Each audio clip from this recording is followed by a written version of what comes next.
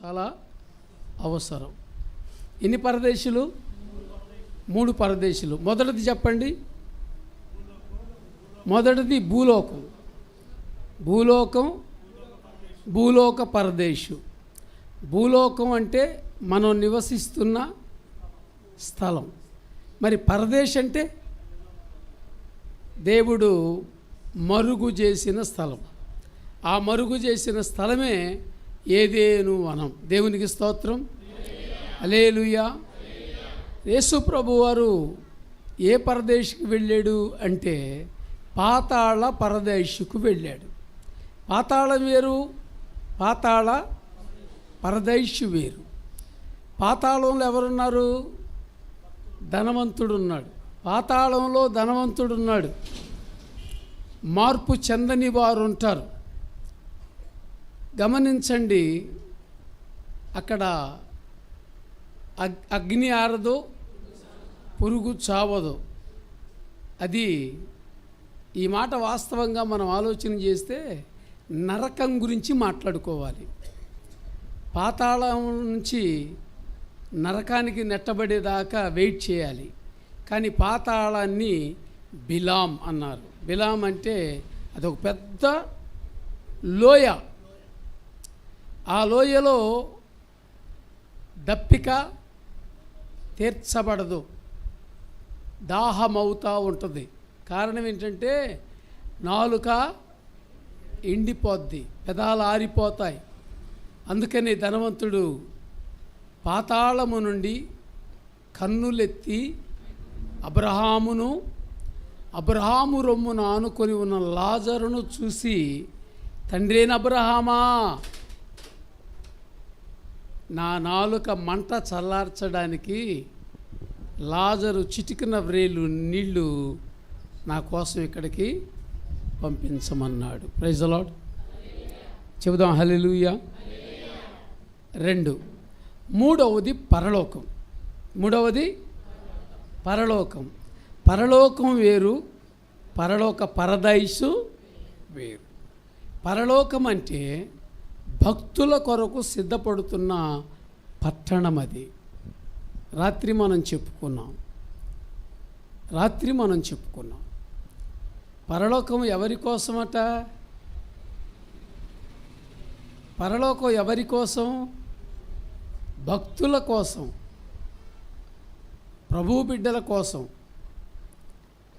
కానీ పరలోక పరదేశులు ఎవరుంటారంటే దేవుడు ఉండే స్థలం అది. Praise the Lord. ఎన్ని ప్లేసులు? భూలోక పరదేశు, పాతాళలోక పరదేశు, పరలోక పరదేశు. పరలోకంలో కొన్ని ఆశీర్వాదాలు చెప్పారు రాత్రి. పరలోకంలో ఏముంటాయి అంటే గృహాలు. ఎవరి కోసం? అందుకే ప్రభు అన్నాడు, యోహాను సువార్త 14వ అధ్యాయం 1వ వచనంలో, మీ హృదయాలను కలవరపడనియొద్దు, మీరు నాతో కూడా ఉండునట్లు అనేక స్థలములు అక్కడ ఉన్నాయి. ఎక్కడ? పరలోకంలో. ఎవరి కొరకు? అందరి కొరకు కాదమ్మా. యేసుక్రీస్తును నమ్ముకొని క్రీస్తు కొరకు జీవిస్తున్న వారి కొరకు. Praise the lord. హల్లెలూయా. ఎవరి కొరకట? క్రీస్తు కొరకు జీవిస్తున్న వారి కొరకు. పరలోకములో ఏమున్నాయి? గృహాలు ఉన్నాయి. ఒక గృహాలేనా? అక్కడున్న వీధులు ఎలాంటివయ్యా అంటే బంగారపు వీధులట. ఇక్కడ ఏ వీధులు ఉన్నాయి?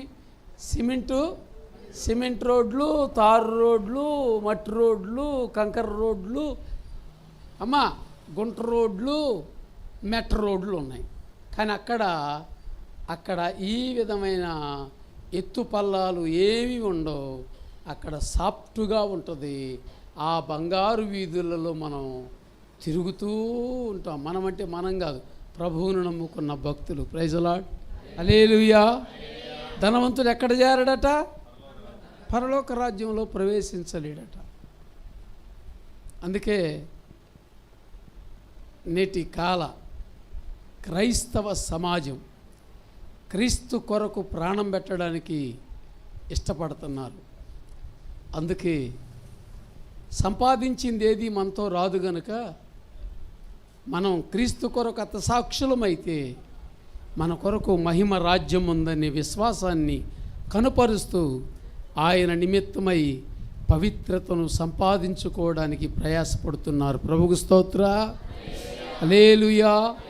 ఈనాటి కాలంలో చాలామంది ఏవో సంపాదించాలని, పదవులు సంపాదించాలని, ధనం సంపాదించాలని, వెండి బంగారాలు సంపాదించాలని, వజ్ర వైడూర్యాలు సంపాదించాలని, ఆస్తులు సంపాదించాలని, ఇళ్ల స్థలాలు సంపాదించాలని ప్రయాసపడుతున్నారు. అందుకనే ఈనాడు క్రైస్తవ్యం అవమానకరంగా మార్చబడతా ఉంది, అవమానపరచబడతా ఉంది. దైవ బిడ్డలమైన మనం పొందింది నిజమైన రక్షణ అయితే, మనం దేవుని కొరకే ప్రతిష్ట కలిగిన ప్రజలంగా ఉన్నాము అనేది నిజమైతే, మనం చేయవలసిన పనంతా ఒకటే, ఈ లోక సంబంధమైన వాటిని దేవుని కొరకు విడిచిపెట్టాలి. కొట్టండి చప్పట్లో. ప్రైజ్ ది లార్డ్, హల్లెలూయా.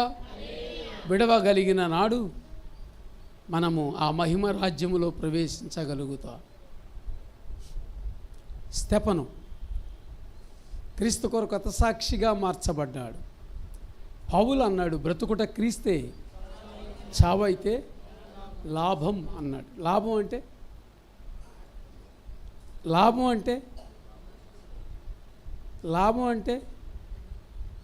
10,000 పెట్టుబడి పెట్టినయ్యా, రూపాయి లాభం రాలేదు. రూపాయి లాభం రాకపోగా 100 రూపాయలు నష్టం వచ్చింది. దాన్ని నష్టం అంటారు. పౌలు గారు అంటున్నాడు, బ్రతుకుట క్రీస్తు కొరకు బ్రతుకుతాను, చావైతే అది నాకు లాభంగా ఎంచుతా. దేవునికి స్తోత్రం, హల్లెలూయా.